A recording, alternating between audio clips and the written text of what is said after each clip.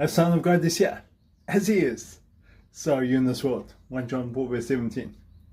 Now, has God ever asked you to do something and it just really doesn't make sense? Today is Monday the 18th of August 2025, and God told me to do something this morning that really didn't make sense. A couple of weeks ago, a guy got hold of me. I met him a long time ago, and he got hold of me and said, Gus, I'd really like to meet with you. I'd just like you to explain some things to me. So I said, I'm going to Mossel Bay. I'll only be able to meet with you when I get back. So we made the arrangements to meet today, and God told me to meet him at a particular restaurant in the shopping center where I live. And like, God, why that restaurant? That restaurant's like so much more expensive than any of the others. So, but I've learned to hear God, and so I tell this guy to meet me at that restaurant, and I check my bank account to make sure I've got enough money to pay for whatever he's going to eat or drink. I offered to buy him coffee, but I look at my bank account and look at all the expenses I still need to pay. And God says, don't worry about your bank account. Trust me, I've given you everything you need for life and godliness. So I make plans to meet with this guy, and I go into the restaurant, and the restaurant's empty. It's quiet. There may have been 1 or 2 people there, but it's quiet and it's empty.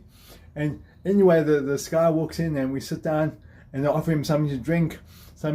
He doesn't want anything. So he's not going to have anything. I'm not having anything. Effectively, the 2 of us are sitting in this quiet restaurant. A few people around, but no one else. And I get to share. He speaks to me. I get to share the gospel with him. He has such a clear understanding of the gospel. It just dawns on him. He just like, he even quotes he quotes scripture to me and says, my people perish for a lack of knowledge. And he says, that's why we've been perishing. And this guy just understood the gospel. He understood God's provision, just like very few people I've ever seen in such a short space of time. It ended up that neither of us had anything to eat or drink. There was no one around, no waitresses around, anything. So eventually the 2 of us just left. This guy understood the gospel. He understood God's provision. And as I left, God said to me, just go to the ATM and draw some money and find the waitress who looks after that table. Even though she didn't serve you anything, find her and bless her. So I did that. I went back and I said, are you the waitress who looks after that table? And she says, yes, like she's never seen me before.